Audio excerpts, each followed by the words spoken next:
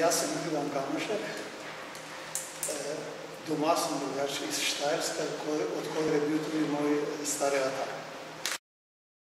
Jaz sem Peter Klepec, filozof.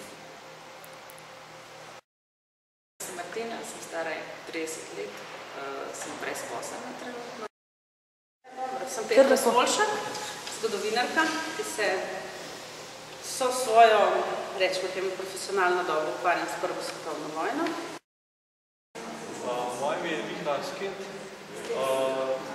Sem se srečal z to tematiko Prve svetovne vojne med študijom in pa tudi že v mladosti, ko smo obiskovali Bovec in te okoliške kraje. Mi smo družina Fekonja in ker smo že v muzeju, bi se spodobili povedati še nekaj, kar je povedala pokojna teta, prateta Milka. In sicer, moj praded Jožef je šel iz Svetega.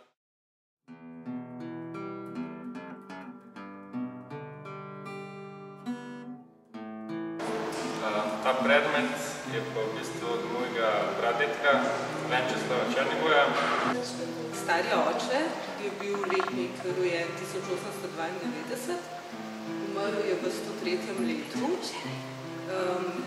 Zelo spoštovan človek in je bil na soški fronti ranjen in v italijanskem ujetništvu, ampak se je srečno vrnil. Da pa tudi od moje babice oče je bil tudi na tej soški fronti. Da bi moj Frano kuhal v vojski, mislim, avstrijski, takrat še pod Avstrijo, Avstro-Ogrska.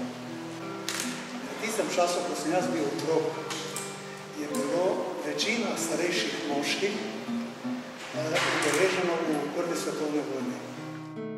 Nesla s seboj sliko svojega pradeda, Alojza Galeta, z Dolenjske, ki je bil očitno avstro-ogrski vojak. Predmet, to je granata, ker sem želel videti, kakšen sem recimo občutek te vojaki recimo v roki, ne pač to recimo vrgo, ne. Kako se je počutil vojak, to me tudi zanima, ne. Kaj pa tebi, ki držiš fotoaparat? Zakaj si si izbrala ta predmet?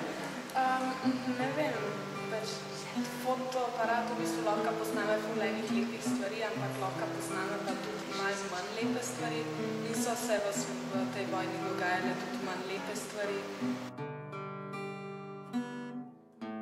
Je zraven en maršal, kaj, in mu reče, Jožef, kaj je v nemško, ne? In mu pokaže tako pismo in pravi, pogledajte, da imamo tako revščino, majhne otroke, jaz se pa moram tele vojaki vlači pa streljati nedolžne ljudi. In mu je takoj zaukazal, domov pejdi, tam te rabijo, ne tukaj. Narodu slovenskemu verjetno največ škode, ker je pravzaprav v bistvu sploh se moglo zgoditi, ne? Zaradi tega, ker smo šli v spopad pravzaprav v bistvu, ker ni bil naš in na katerega nismo mogli vplivati in s katerim smo vse izgubili, dobili pa pravzaprav v bistvu nič. To je škoda.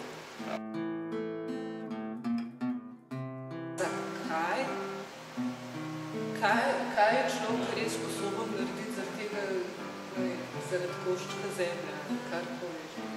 Prva svetovna vojna tudi še dan danes je zelo vplivna, ker je močna, je v strateški razmeri in tudi, ne vem, se mi zdi, da je zelo krepko zarezan ta prostorni čas.